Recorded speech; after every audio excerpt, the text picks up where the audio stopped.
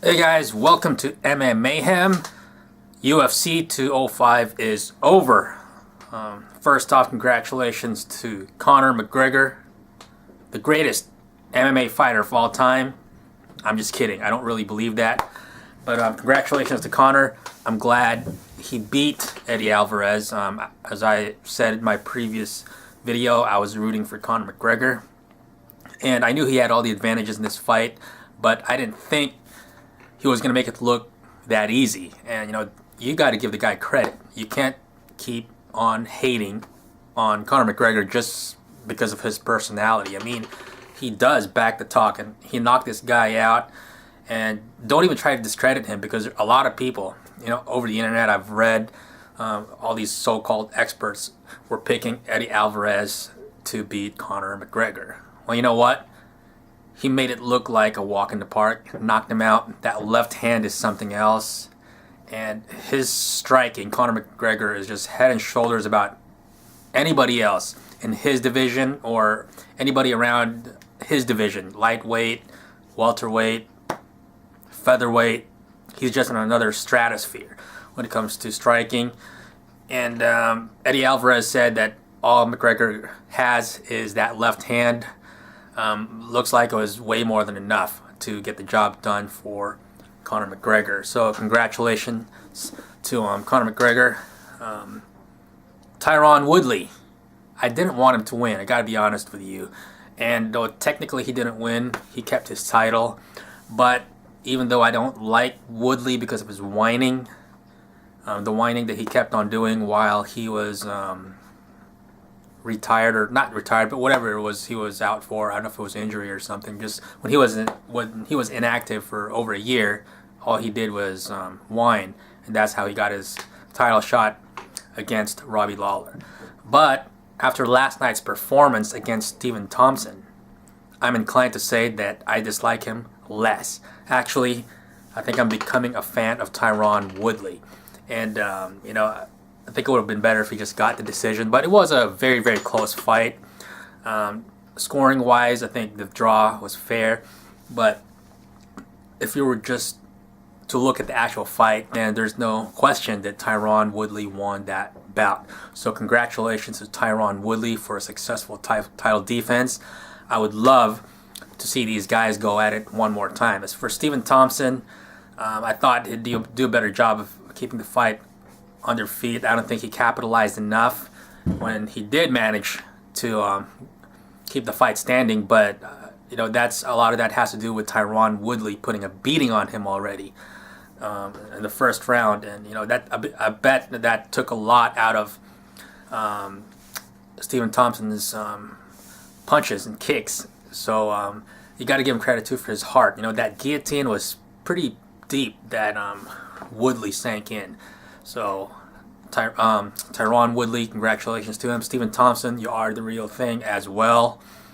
You're a tough guy. You didn't quit. You had every opportunity to just tap out of there or just cover up and let the referee stop the fight. No, but you kept on fighting. So hats off to you guys. You deserved fight of the night honors last night.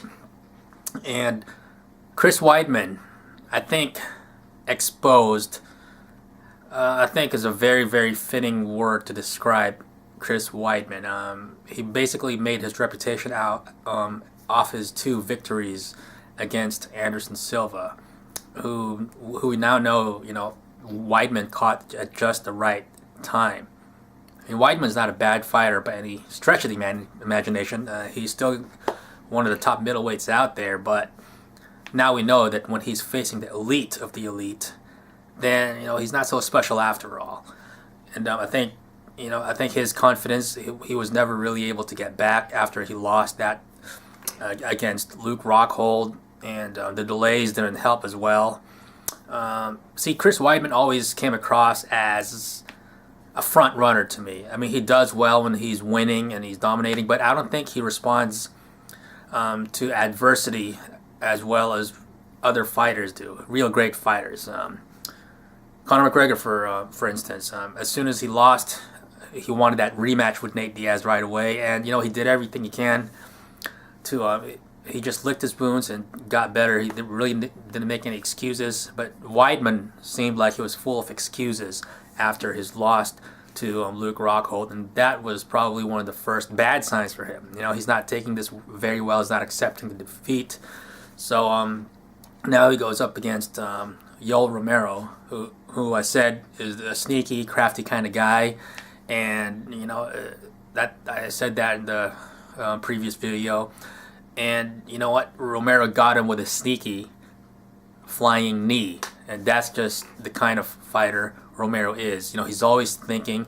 He's like a gorilla. He's always trying to ambush you, trying to catch you off guard. That's exactly what he did.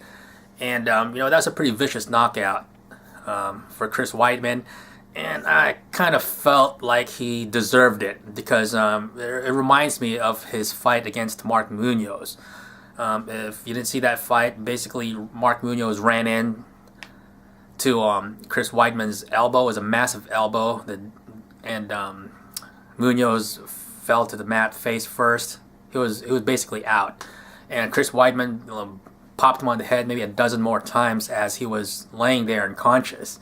And I realized it's the referee's job to pull Chris Weidman off of his opponent, but you know what? If the other guy's out, you know that he's out. You don't need to be an expert. You don't need to be a referee. It's just common human decency to stop pounding a guy when he's unconscious. And Mark Munoz was very, very fortunate to have lived through that beating or not walk away with some sort of permanent brain damage. Or who knows, maybe he did have permanent brain damage because of that. So Chris Weidman sort of got a dose of his own medicine last night when he got viciously knocked out by Romero. Congratulations to Romero. I know Michael Bisping said that he would not fight Romero even if he won, but I don't think Bisping is in a position to make that kind of call, and I think these guys should fight. There's no question, and I think Romero easily beats Michael Bisping, but Bisping has proven us wrong in the past, so I wouldn't be too surprised if Bisping pulled off some sort of lucky win against Romero, but definitely would favor Romero against Bisping. Finally, Khabib Nurmagomedov. In my opinion, and I believe in the opinion of many others, is absolutely the scariest fighter in the UFC.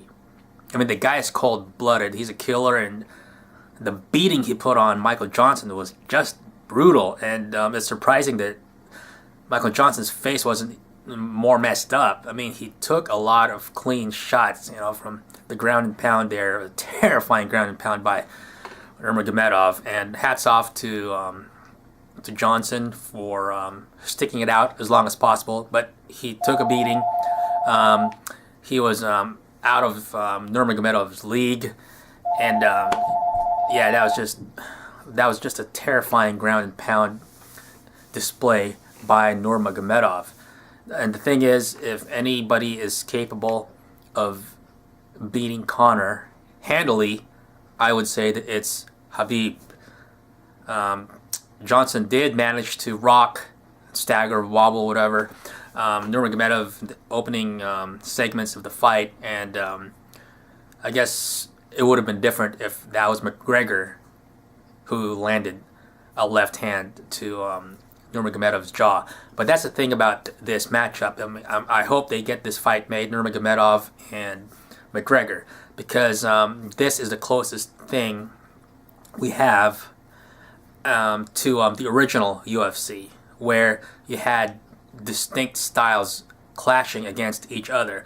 I mean, over the last decade, everybody's cross-trained and everybody knows a little bit of everything. They're proficient at all aspects of the game: ground game, submissions, striking. Everybody's like that. But Conor McGregor and Nurmagomedov, to me, they represent like distinctly different styles. McGregor, pure striker. Nurmagomedov, pure grappler. And I know it's oversimplifying it, but this is a clash of styles that we haven't seen in modern MMA, not for a long time. And I can't wait to see this fight if it gets made. I'd rather see McGregor against Nurmagomedov. rather than Tony Ferguson. But yeah, that's going to be an exciting, intriguing matchup. And I think Nurmagomedov has a good chance of taking it against McGregor. So again, congratulations to Conor McGregor and all the guys who won. I feel bad for Stephen Thompson, even though he didn't really lose. Kind of laughing at Michael Johnson because he tried to talk the talk before the fight, but he couldn't back it up. So until next time.